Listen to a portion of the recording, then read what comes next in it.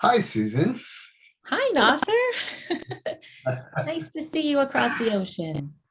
Oh, it's great to see you too. Um, I'm sure you've been introduced, fulsomely at the opening of this thing, but I'd just like to take a second right now to say thanks for writing one of my favorite books this year. This Earl is absolutely astonishing.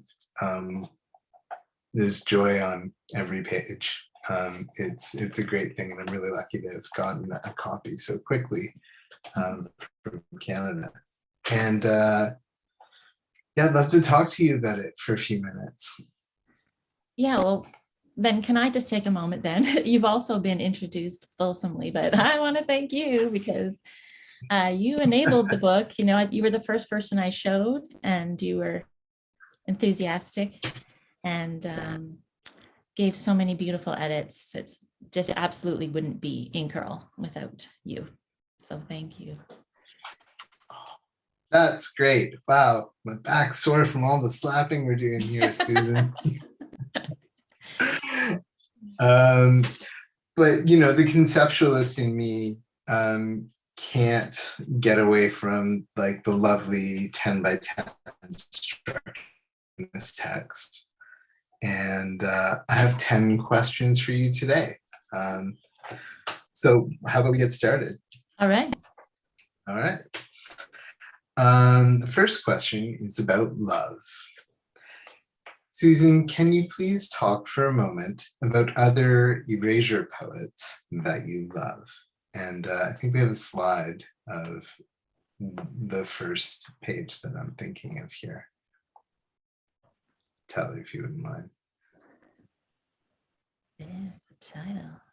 There we go. Yeah, go. There's one of them. That's reference to Jen Bervin's Nets. Before I talk about that, I'll mention some others. I really love the erasures done by visual artists. So they're not really erasing, but they're painting over. You can Google around and find these. So a really famous one is Humiment by Tom Phillips, painting over that Victorian novel.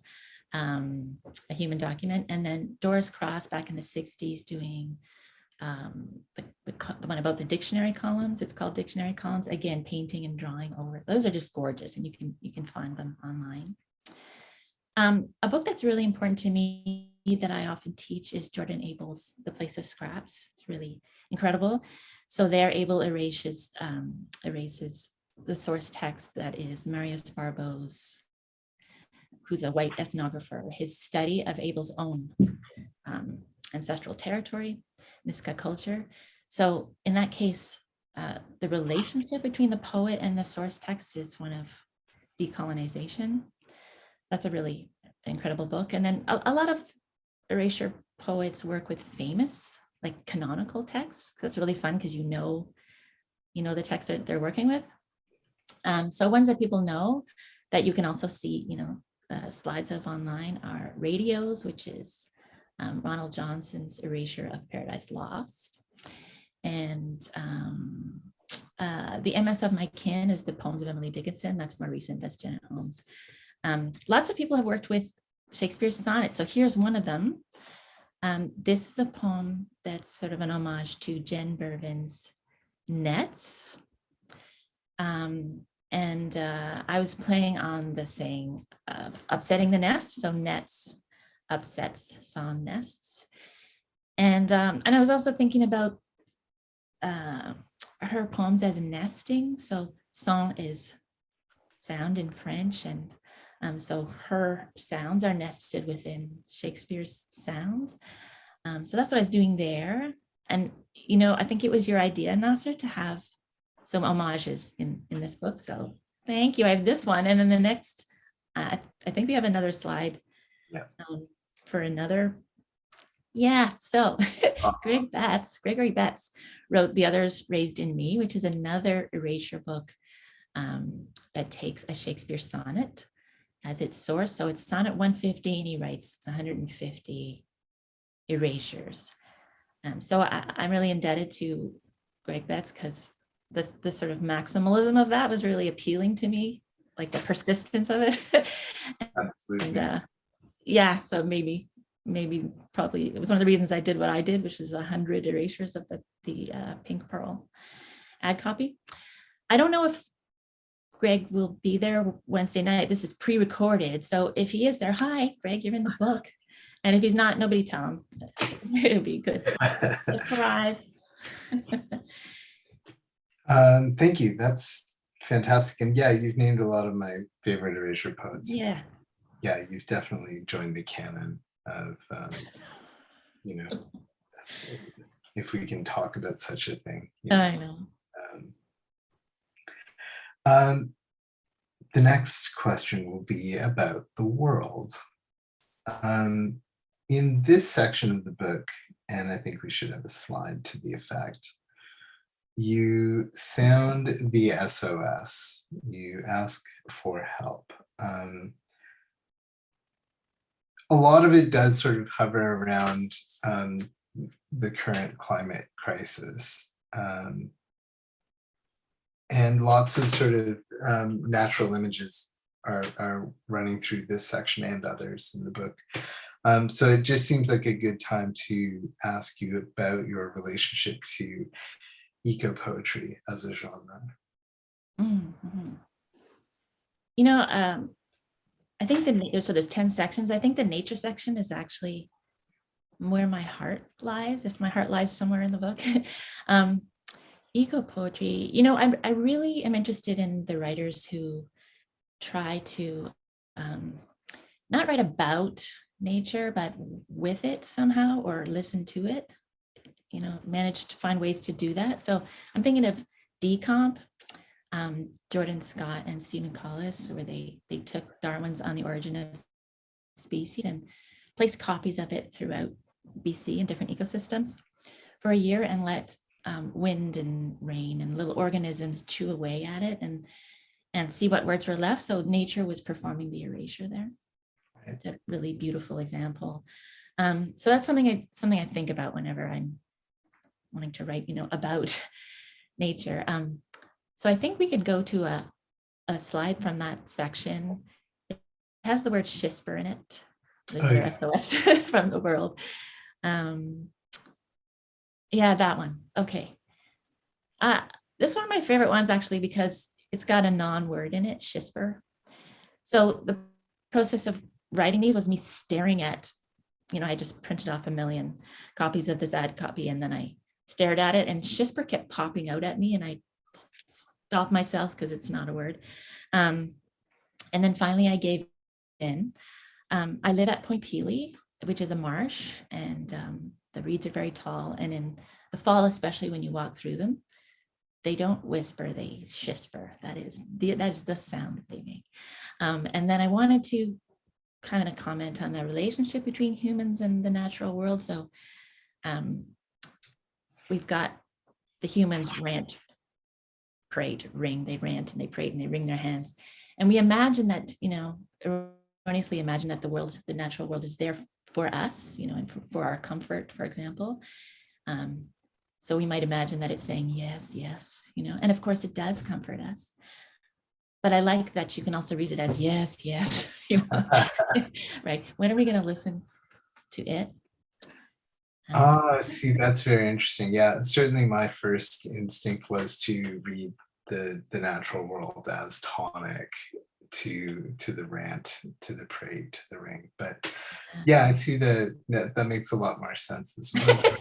That makes an equal kind of sense, Yeah, it's open, whatever. Yeah, whatever. Yeah. But I just like Shisper. That's my favorite thing about it. Shisper is great. That's such a fun word. And I'm so glad that you're talking about the process that the book required. I think this kind of takes us to the next question, actually, about writing, where I can just about hear some like cheeky reviewer doing a kind of riff on Truman Capote on Kerouac and say something like, that's not writing, that's erasing. And I think if I'm lucky, the next slide should be relevant. Oh, no, actually, yes. That's still nature. Those are more of the That's nature. okay, we can skip over But that. we can move through those. And yeah. Yeah. So yeah, this question's about writing. And I can hear that reviewer sort of saying something along the lines of that's not writing, that's erasing. But obviously you've taken erasing to its logical extreme. And in this book, erasing both is and isn't writing. Can you talk for a few minutes about the tension between those two poles in the process of writing this book? First of all, they're right. It is erasing. But I feel that, all writing is erasing. If you imagine that stereotypical image of like the writer thinking, or you, in front of you in general, with a blank page or a blank screen, you're composing a sentence and you think, okay, not that word, not that word. No, not that word, right? Those are all constant erasures. You got this pile or wall or environment of words that we're born into. And every time we write something, we have to erase all the other words in the way before we get to what we want to say. So I feel like all writing is erasure. And then when I was writing this poem, this book, and anybody who's tried doing erasure poetry knows, it feels like writing. It just feels exactly the same. You've got this body of words and you pick out the ones you want to use that day. True. I think the restriction of the eraser add, of course, is going to add it, and it adds that extra layer of creativity to it. So that makes it maybe emblematic of the process. Yeah, exactly. And Shisper, there's so many wonderful creative moments that take place inside of the erasures, like Shisper, like the Morse code. We'll touch on a few more, I think, as we keep going. Yeah, I love that idea that it's always erasing. That's wonderful. Thank you. All right, next section, next question. Susan, what food stuff would you erase? Liver would be my one-word answer. Not rump steak. I don't think liver is in this poem. I'm just looking. No, sadly. Rump steak was, but liver was the thing that we ate in the 70s. Everybody ate it. I mean, I just cut it into little pieces and swallowed it as pills with my milk. That's there's really alfalfa, yeah. But this, I mean, I've said it before, but this is absolutely my favorite, maybe my favorite page in the book. Finish alfalfa. And so much of what I love about this book is kind of encapsulated in this. There's that creativity of language. It calls up a word without saying the word. It's just perfect, and thematically in this section, as you readers will find out, follows a lovely little pattern inside of this section on food. I suppose just now I'm not really asking a question, I'm just being a fan right now. Yeah, right. This is part of the little series, finish your corn, finish your acorns, finish your alfalfa. So that's in the food section.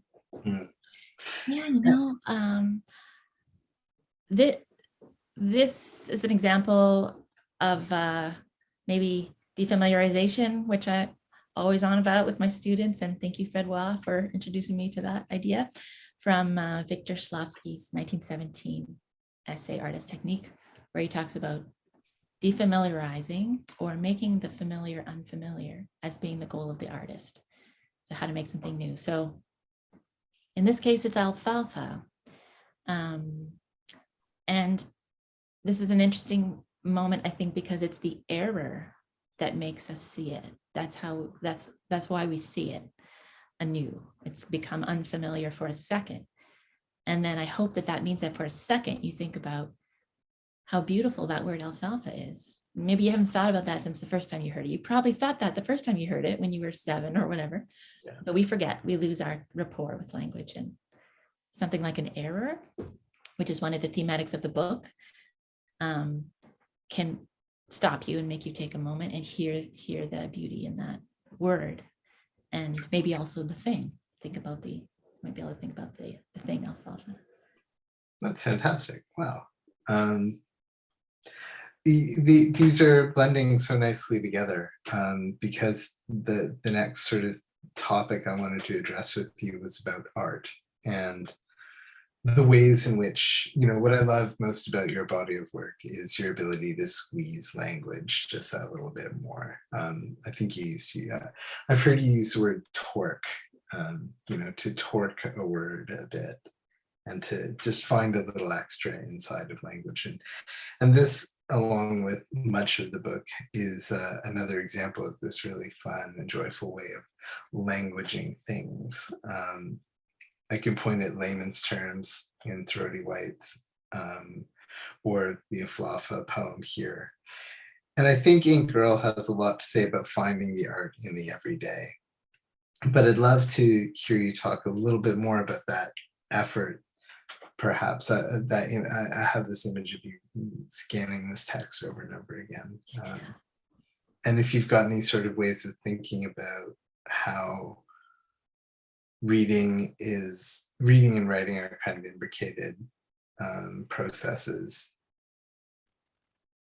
and how really this is a long experiment in close reading in a lot of ways, I think. And, yeah, you're right. And the closer you get, the more stuff I think seems to emerge from the text.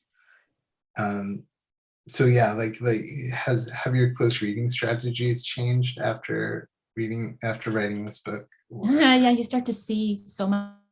You and I had this conversation a while ago about having a constraint or a procedure. You think, oh, this is going to be impossible. Yeah. And then once you get started, it's like anything is possible. You have your knife poems, the poems that could be written with a knife, so only letters that have straight lines in them. Yeah. And at first, you think, oh, well, there'll be a few words. And then once you get started, it's like, I can write about absolutely everything. And that's what happened with this one too. It was going to be one poem, and then, yeah, everything in the world is in there. But yeah, it sounds like you're talking about how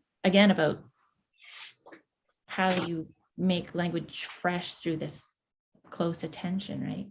Yeah. And I feel like constraints do that, or push us there too. Like when you're working with a constraint, you end up in a corner you didn't expect to be in, and then you see a word or an idea in a new way that you wouldn't have intended.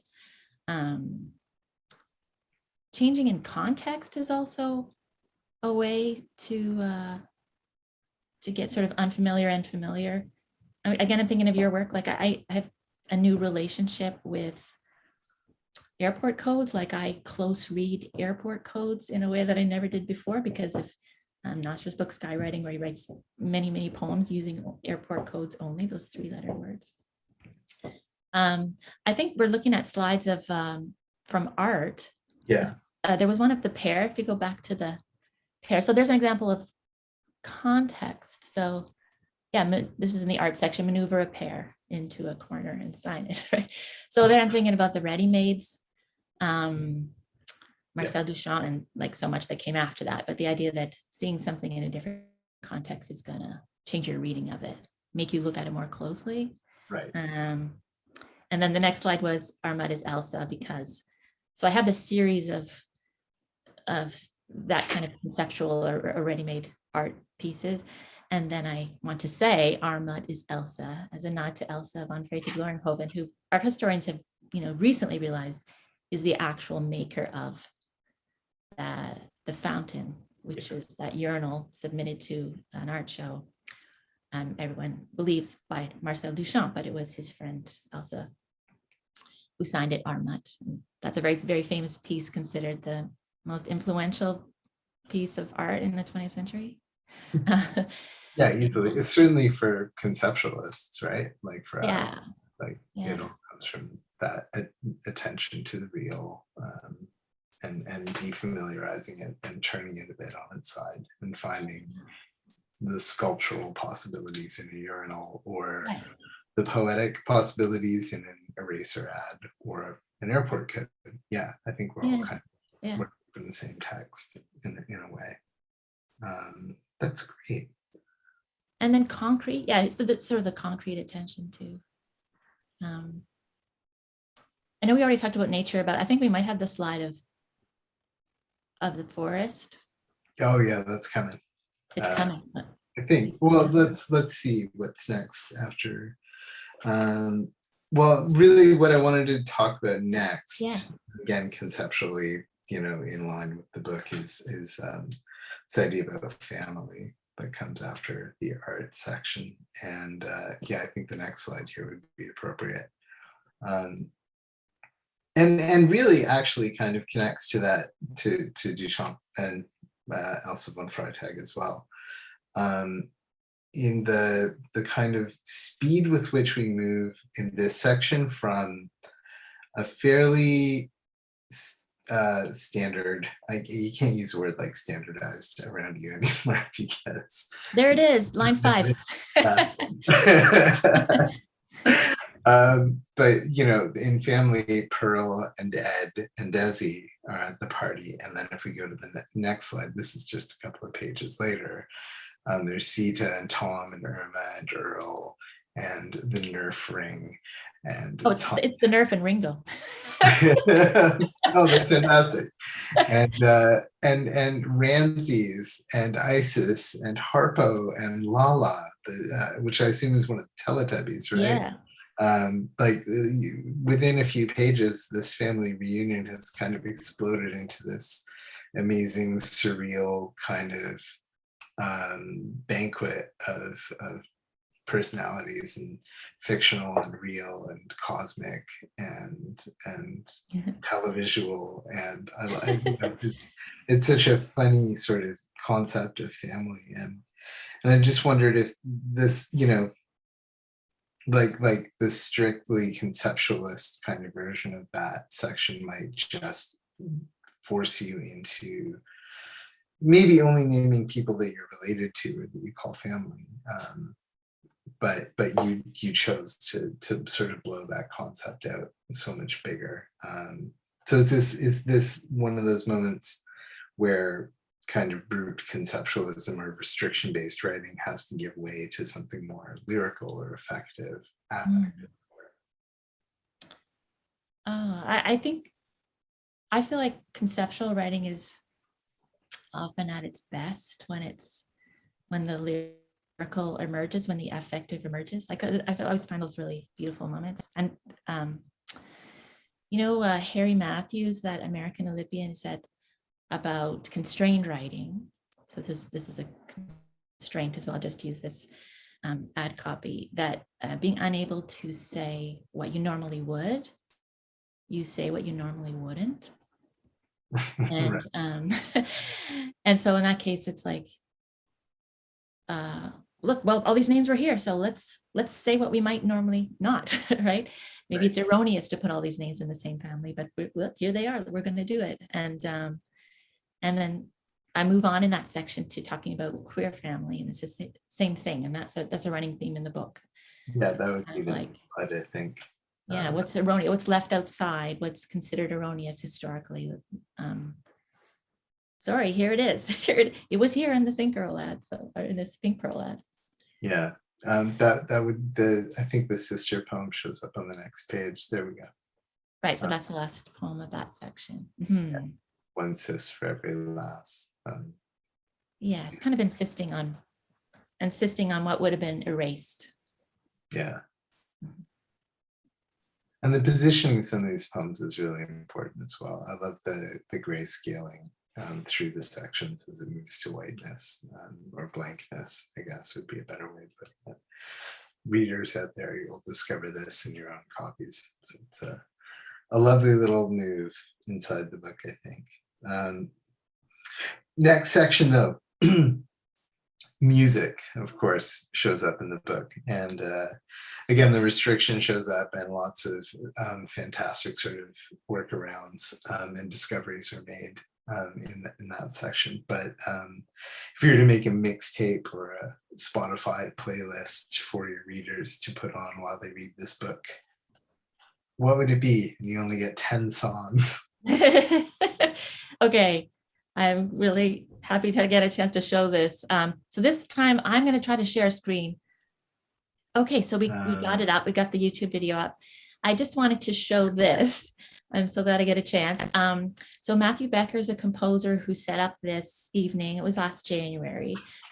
He had composed some works based on pieces from 30 Wipes. And I showed them a little bit of Ink Earl, and the wonderful violist Susan Sale performed this page from Ink Earl on her viola. So I'm just going to play it. I think Susan was maybe going to play this. Oh, yeah, here we go. There she is. Okay. Go for it. There's your score. This is what I've come up with.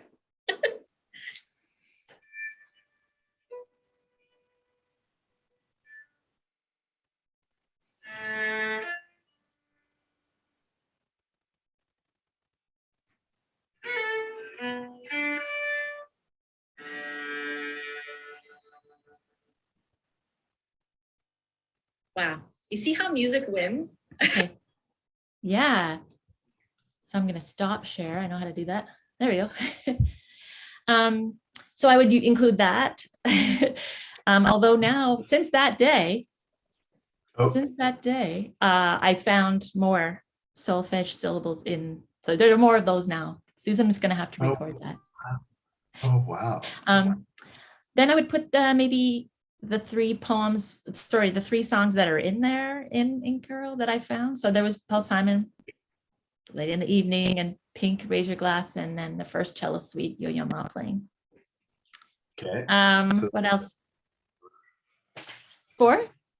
That's 4. Oh, you're counting. 4. You're counting. I'll give you 5. There's some interesting compositions that use erasure. Because Faust did Baroque variations, he takes Handel and erases some of Handel, and so that you can play that. Yes, that would be good. That's 5. Okay. I don't think that the soundtrack to Eraserhead would be. I don't know. It wouldn't be the right vibe. Can't dance to that now, can you? That's really funny. No, that's just a hilarious joke of a question, really. But but it's a wonderful section in the book, and makes us all quite happy. Tally, I think there's a new slide that I'd like to bring Susan's attention to again after the pink one, and it's about health. And I suppose that's a big concern for all of us these days. But I really appreciate the messages in Earl about thinking about health. And this one in particular stood out for me. Your rage reams you out. How important is close reading to good health? I guess is the question. Yeah. Well, before you eat something, you often read the ingredients. So maybe before you put words in your body, you should look at them really carefully and digest, to fully digest. You get more nutrition out of them if you, if you close read your words like you do your food. Yeah, I think crazy answer. I don't know. No, yeah, and it makes me think of close reading as allied to figuring out the truth of things, and in an age of misinformation, and rage and things like that are sources of stress, at best, at the very least, if not outright malignant.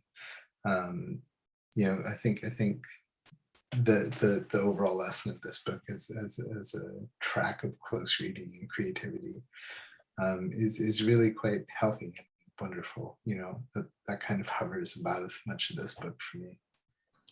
Oh, great. Yeah. And I think like reading closely demands some empathy. If you're reading someone else's words closely, like really trying to hear. Yeah. Which can be hard when the rage gets in the way. Yeah. Oh man, such a fun book. The next section is nature, and there are lots and lots of bird sightings in this text. So like, you know, the real quick one would be like, what are the best bird sighting experiences you've ever had? You're an avid I love your ornithologist. questions. You're an avid ornithologist, you know, Point Peely's a great place to see birds. You must have some stories. I didn't even know that it was a migration route when I moved here. I was just looking for trees. Wow. But it's this like world famous migration route. So the first May I was here, I learned with, you know, people coming from around the world with their huge scopes and their many pocketed vests. And definitely had some experiences where I saw something for the first time that I thought was amazing, like scarlet tanager. If you've never seen one of those, you know the red of a cardinal, but this is lit from within. It's like it's such a red. And I exclaimed, and then all the birders came around and they're like, oh, they're not looking for that. They're looking for the very rare, dun colored little thing. But I also love watching the birders. So I have one of my favorite examples is this cluster of birders around a tree. So I went up to see what they were looking at, and I found that it was a yellow-breasted chat. They told me that. And then someone else came along with her vest, you know, and then she says to me, what is it? And I said, oh, like I said very knowledgeably, it's a yellow-breasted chat. She took out her little book and went, oh, good, I needed that. Click, and then kept walking. So like, that's an example of not being so habituated that you're not reading closely anymore. Like she didn't even want to even look at that bird. The list was important, like the acquisition, the collecting. Gosh, it almost sounds like those people in museums who take photos of artworks and then just walk away without looking. Yeah, you're right. Just collecting. That's fantastic. But you did mention the trees, and this on screen, I think, is there it is. One of the killer poems in this book. You know, I almost don't want to give it away. I just want people to know that this is a really important page in the text. And we had such a good conversation about it. Maybe it would be giving it away to share our exchange, but like we were torn, right? We were torn. There's one letter on this page that really, really mattered. But to curious readers, I might say just think carefully about the shape of a T. Let's see if that gives you any clues. Yeah, right. Right? You know, and like this is an example, like maybe you to go back to that question of ecopoetics, like these T's, I feel like they're little ideograms. They're not just like symbolic of the sound, they're beside. I feel like concrete poetry can sometimes exist beside rather than symbolize. And we had to make a choice about one of these T's, whether you were going to see it or not. And finally, I just had to ask, like, what would B.P. Nicol do? Yeah. The saint, Baby Nicol, what would he do? And I knew that he would have kept it. He would have kept it. He wouldn't have erased it. So yeah. But again, I think so many of the themes of the book like collapse or dovetail together in this moment, like you know, erasure and eco poetry may have something really important to say, or eco poetry may have something really important to say. Sorry. Erasure poetry has something really interesting to offer eco poetry in the sense of decline or loss. And this one, along with several others in the book, speak to a different order of magnitude of erasure that's happening with this. Yeah, things that are disappearing.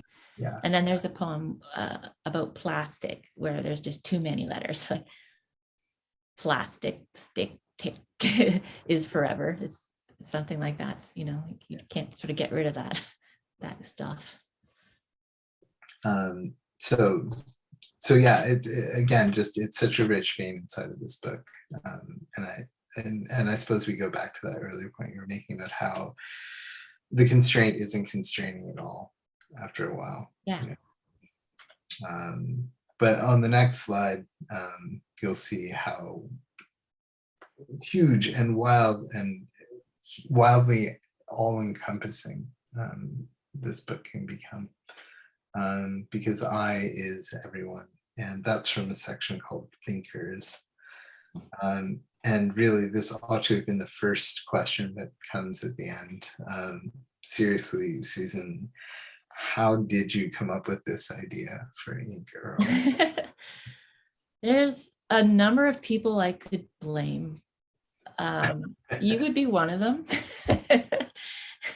I'll take I that. love your projects, you know, the sort of really radically nutty, persistent, maximalist, minimalist projects appeal to me so much. So, you know, it's natural to want to do it. Also, you know, in particular for erasure poetry, I want to blame Nicole Marcottich, the wonderful poet and my colleague. Because, you know, I was giving this as an experiment to students, the erasure poems, and then and they really took to it. And at a certain point, Nicole said, Susan, you got to stop because it's all they want to do. They love it so much. So I was just going to write a poem as a gift for her, really. And I was thinking, okay, I should use one of those like famous canonical texts. Those always work really well. And I was casting about for an idea. And then, you know, one of these was on my desk and I thought, wait a minute, I'm gonna pull this, close the loop here and use the Earl ad copy. And the first thing I saw was 100 essays. That's the first thing that popped out from that copy. Wow. So, and I thought, oh, I guess it's not just going to be one page. That's how it happened. I've shown pieces of this book to my students, and they immediately all become erasure poets. It's very open and very generous as a form, and as a process. And it's open and generous because it's limited too, right? Like that's the other gift of constraint, right? Yeah. Nuns fret not at their convent's narrow room. Yeah, when you're given a limit, it's freeing, as Wordsworth found about the sonnet, right? Because if it's too much, if you have too much freedom, you just don't know what to do. But erasure poetry is an example of that, where you have a constraint and you have to work within it, and that's kind of a gift. It really is. Speaking of gifts, maybe we'll go on to the final slide, and this is the big gift. At the end of the book, you ask us, the readers, to take part in the same project, and I think that's the unerased text here is just such a generous little gift to throw in right at the end. So yeah, I think all that remains perhaps is to close the PowerPoints and yeah, just say thanks again, Susan, for a great conversation. Thank you for this one. Yeah, we're getting sort of little blips here with the technology. So I hope I'm not talking over you, but thanks for this, but also all the other conversations we had about the book. You know, like for example, the Shisper page, I only had Prate before you came along. You're like, there's got to be some more. There's got to be some more things that humans do. So, you know, editors write the books, you know. It was really, really so beautiful. That's very true. It's been a joy. I've loved watching this thing evolve and shift and move around and find this form. And I think your readers will be will be lucky to pick it up and find this finished sort of version of it. It's so great. Yeah, and can you just like look at that cover also? I just want to thank Oh. Photos, of course. I mean, Crystal Sigma is such an amazing designer. Right She there. thought of the hearts. See, it's The not just the heart. editor. It's like it's everybody. It's the designers. You know, I wouldn't have put those Papermate hearts in there. I wouldn't have thought of that. Probably if it had No. crossed my mind for a nanosecond, I would have thought, oh, that's maybe a bit too twee or feminine or whatever, you know, Yep. right? That's the wrong thing to think. And Crystal just did it, and it's so fabulous. Like, yes, Yeah. hearts, love rules. It is. Pink. And these things, again, it's another sort of easily overlooked. It's omnipresent. It's on all the erasers. You know, we miss it. We forget even that Forget. that there's love in this. And I think that's that close attention to the thing that's right in front of us all the time is embedded all throughout this book. And again, readers, friends who are watching this, yeah, you'll feel the same thing when you read through this book, and you'll want to read it multiple times. It keeps giving back. It's a great thing. Thank you, Susan. Thanks, Nasser. Talk to you soon. Talk soon.